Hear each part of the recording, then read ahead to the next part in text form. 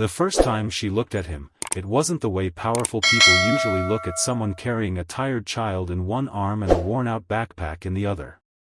It was softer. Almost curious.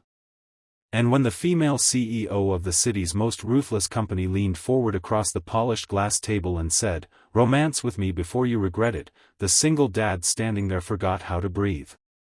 Because men like him didn't get invitations like that. They got bills. They got responsibilities. They got nights of loneliness disguised as strength. And yet, she was looking at him like he was something she'd been missing. That was the moment everything began. Daniel Carter hadn't planned to be late. But his 5-year-old daughter, Lily, had woken up with a fever that morning, clinging to his shirt like the world was too heavy for her tiny body. Daniel had spent hours calming her down, making soup, promising her everything would be okay even though he wasn't sure himself.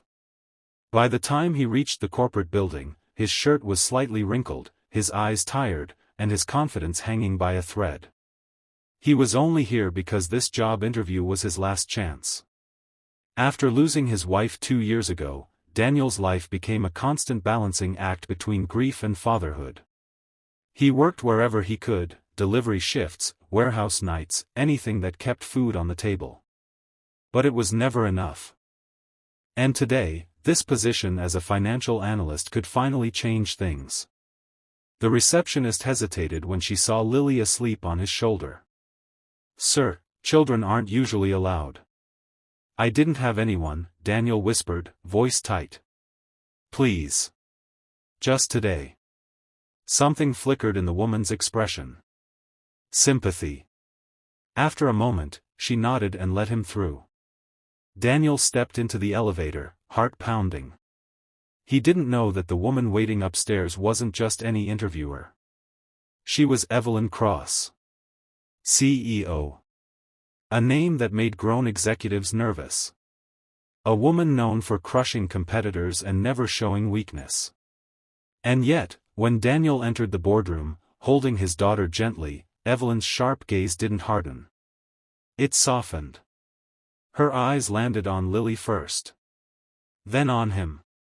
"You brought your child," she said, calm but unreadable. Daniel swallowed. "I'm sorry. I didn't have a choice." Evelyn studied him for a long moment, then surprised him by standing. "Come," she said. Daniel blinked. "What?" "There's a private lounge down the hall. She can rest there. Someone will bring water and blankets." He hesitated. "You don't mind?" Evelyn's lips curved slightly. "Mr. Carter, if I minded, you'd already be gone." Daniel didn't understand her kindness, but he didn't question it. He followed her, heart heavy with gratitude. In the lounge, Lily curled up on a couch, still asleep. Daniel turned back, embarrassed. "Thank you. I didn't want to look unprofessional." Evelyn crossed her arms. "Unprofessional is pretending you're not human." That struck him. No one in his world said things like that. The interview that followed was unlike anything Daniel expected. Evelyn didn't ask meaningless corporate questions. She asked about his life. "How long have you been raising her alone?" Daniel's throat tightened. 2 years. "And her mother?" He paused. The pain never faded. "She passed away." Evelyn's eyes flickered. Something dark and familiar passed through them. "I see," she said quietly. Daniel glanced at her. "You understand?" For the first time, Evelyn looked away. "I understand loss more than most people think." Silence stretched between them.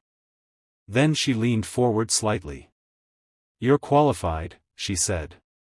"But that's not why I called you in." Daniel frowned. "Then why?"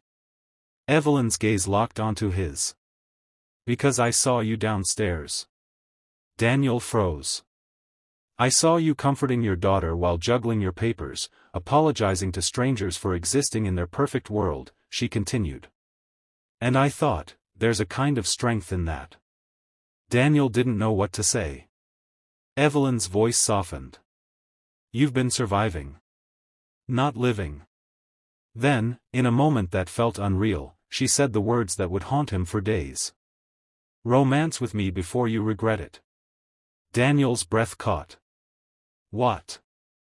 Evelyn stood, walking toward the window overlooking the city. I don't make impulsive offers, she said. I don't chase fantasies. But I know loneliness when I see it. Daniel's hands trembled. Miss Cross. Evelyn, she corrected. He shook his head. This is impossible. You're a CEO. I'm just a dad trying not to fall apart. Evelyn turned back, her expression unreadable but real. That's exactly why. Daniel's heart pounded. He wanted to run. Not because he didn't feel something. But because feeling something was dangerous. Hope was dangerous. Love was dangerous. He had already lost once. He couldn't survive losing again. So he whispered, I can't. Evelyn didn't flinch. Not now, he added quickly.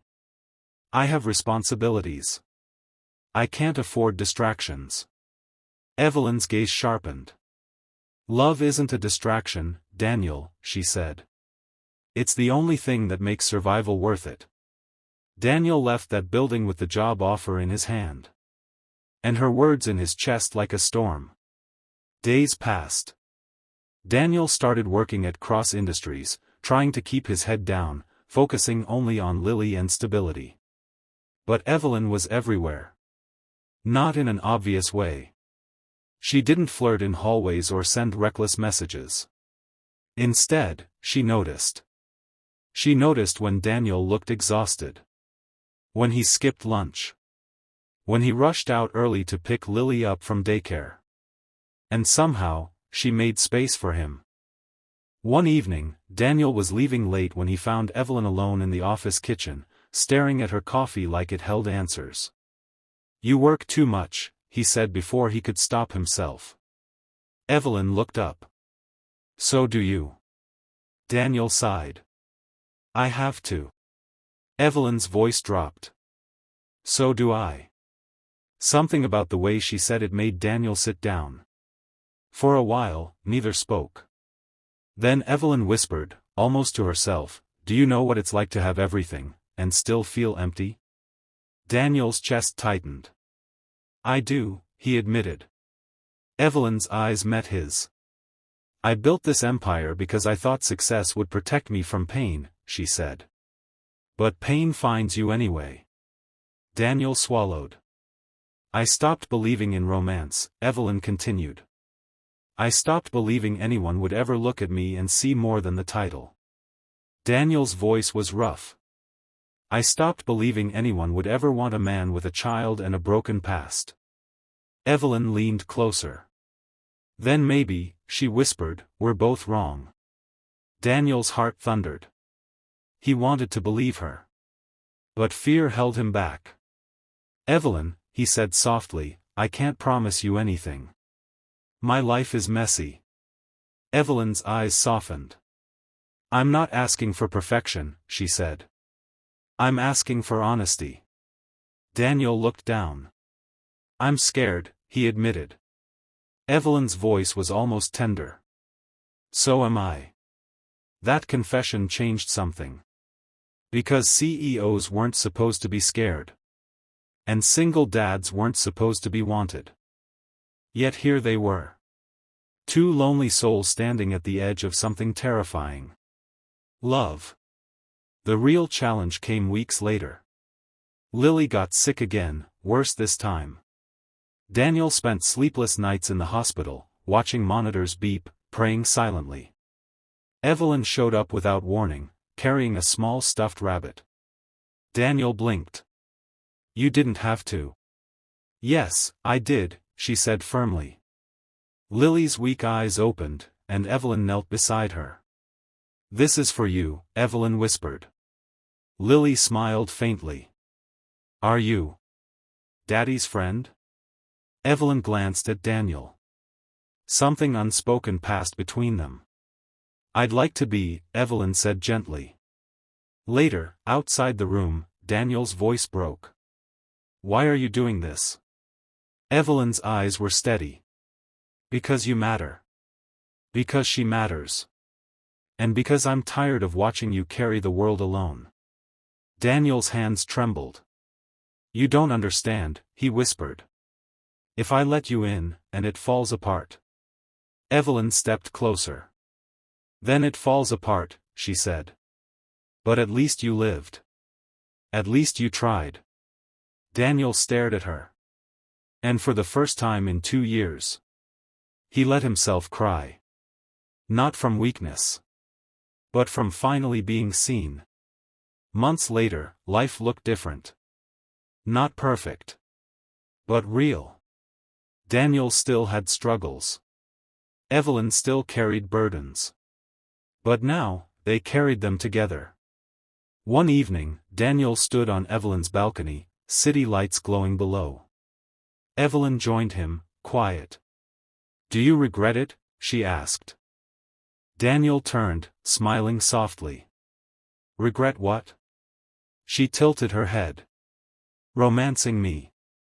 Daniel chuckled. "I regret that I almost didn't." Evelyn's eyes shimmered. Daniel's voice grew serious. "I spent so long thinking love was something I couldn't afford," he said. "But love isn't a luxury." He reached for her hand. "It's a necessity." Evelyn squeezed his fingers. "And you?" he asked. "Do you regret choosing a single dad with a complicated life?" Evelyn smiled, the kind of smile that wasn't CEO sharp but woman soft. "I regret waiting so long to ask." Behind them, Lily's laughter echoed from inside. And in that sound was the message neither of them expected. That romance isn't about perfect timing. It's about brave hearts. It's about choosing connection over fear. Because sometimes, the greatest regret isn't falling in love. It's letting loneliness convince you that you don't deserve it. And Daniel finally understood. The CEO wasn't saving him. He wasn't saving her. They were simply saving each other. One honest moment at a time, Daniel thought saying yes would be the hardest part. He was wrong. The hardest part was what came after, when real life didn't pause just because two lonely hearts finally found each other. Because romance wasn't a movie scene. It was hospital bills. It was daycare calls. It was Evelyn's board meetings stacked like skyscrapers. It was Daniel's fear that love was just another thing he could lose. And yet, Evelyn Cross didn't walk away. Not once. The morning after Lily was released from the hospital, Daniel sat at his small kitchen table, staring at a pile of overdue notices. The apartment was quiet except for Lily humming softly in the next room, playing with the stuffed rabbit Evelyn had given her. Daniel should have felt grateful. He should have felt hopeful. Instead, his chest was tight with dread. Because love didn't erase the reality that he was still barely holding things together. A knock came at the door. Daniel froze. No one visited. No one ever just showed up. He opened it slowly. And there she was. Evelyn. No heels. No sharp suit. Just a simple coat, her hair slightly loose, holding 2 grocery bags like she belonged in a normal world. Daniel blinked. "What are you doing here?" Evelyn raised an eyebrow. "Bringing food. Unless you were planning to survive on stress and unpaid bills." Daniel exhaled a shaky laugh. "You can't just." "Yes, I can." She stepped inside as if she'd done it 100 times. Lily peeked around the corner, eyes lighting up. "Miss Evelyn." Evelyn crouched down immediately, her expression softening in a way Daniel still couldn't get used to. "Hello, sweetheart. How are you feeling today?" Lily shrugged. "Better. Daddy looks sad though." Daniel's throat tightened. Evelyn looked up at him, something fierce and protective in her gaze. "I'll handle dinner," she said gently. "Go sit." Daniel hesitated. "Evelyn, you don't have to take care of us." Evelyn stood, stepping closer. "I'm not doing this because I have to," she whispered. "I'm doing it because I want to." That was the problem. Wanting was terrifying. Dinner was simple. Warm soup, fresh bread, Lily giggling at the way Evelyn tried to cut carrots like someone who'd never held a kitchen knife. Daniel watched her, heart aching. This woman owned half the city. Yet here she was, in his tiny apartment, trying to be part of something real. After Lily fell asleep, Evelyn sat beside Daniel on the couch. The silence between them wasn't awkward. It was heavy. Daniel finally spoke, voice low. "Why me?" Evelyn turned her head slightly. "What do you mean?" "You could have anyone," he said. "Men with perfect lives. Men who aren't broken."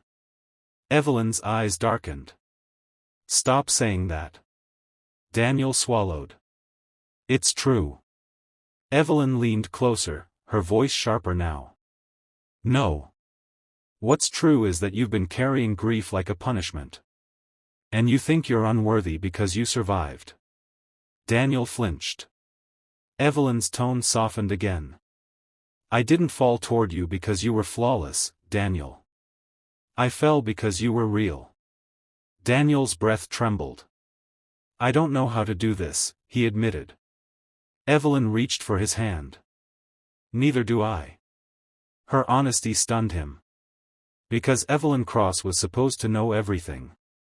Yet here she was, just a woman trying not to be alone anymore. But life didn't let them stay in that quiet moment for long. The next week, Daniel walked into the office and felt it immediately. The air was different. Whispers followed him like shadows. Eyes lingered too long. He heard his name paired with hers in hushed voices. And then it happened. A senior executive cornered him near the elevator. "Interesting climb you're making, Carter," the man sneered. Daniel stiffened. "Excuse me?" The executive smirked. "Don't play innocent. Everyone knows why the CEO's been paying attention to you." Daniel's face burned. "That's not." "Oh, come on," the man interrupted. "Single dad, tragic story, perfect way to get sympathy." Daniel's fists clenched. "You don't know anything about her. Or me." The executive leaned closer. "You really think someone like Evelyn Cross loves someone like you?" The words hit like a blade. Because Daniel had asked himself that same question every night. He walked away before his anger could ruin everything. But doubt followed him home. That evening, Evelyn invited him to a gala. Daniel stared at the black suit hanging awkwardly on his door. "I can't go," he said when she arrived. Evelyn frowned. "Why not?" Daniel's voice was strained. "Because I don't belong in your world." Evelyn's expression tightened. "Daniel." "No," he said quickly. "You don't understand. People are talking. They think I'm using you." Evelyn's eyes flashed. "And what do you think?" Daniel hesitated. His silence was answer enough. Evelyn stepped closer, hurt flickering across her face. "So you believe them?" Daniel's voice cracked. "I don't want to believe them. But I'm scared." Evelyn's gaze softened, but her voice was firm. "I didn't invite you into my life to hide you." Daniel looked down. "I'm not ashamed of you," Evelyn continued. "I'm tired of pretending I don't want something real because it inconveniences other people." Daniel swallowed hard. "And I'm tired of you thinking you're less," she whispered. "You are not less because you love your daughter. You are not less because you've suffered." She stepped closer, her hand resting over his heart. "You're stronger than every man in my boardroom combined." Daniel's eyes burned. "But what if I lose you?" he whispered. Evelyn's voice broke slightly. Then it will hurt. She nodded once. But losing you without trying would hurt more. That night, Daniel went to the gala. He walked into the room with Evelyn at his side. The whispers were louder. The stares sharper. But Evelyn didn't flinch. She held his hand like a declaration. And for the first time, Daniel stood tall. Not because he was fearless. But because someone finally made him feel worth standing for. Later, on the balcony overlooking the city, Evelyn turned to him. Do you know why I said what I said that day? Daniel frowned. What? Romance with me before you regret it. Daniel's chest tightened. Evelyn's eyes shimmered. Because I spent years thinking love was something I could postpone. She swallowed. And then one day I realized. Her voice softened. Life doesn't wait. Daniel stared at her. And neither should we. Daniel's hand cupped her face gently. I don't want to regret anything anymore. Evelyn's breath caught. Then she kissed him. Not like a CEO. Not like a woman in control.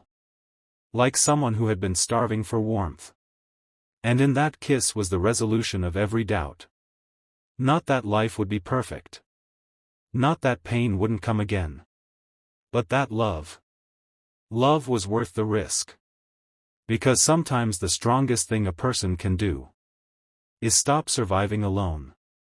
And finally let themselves be loved.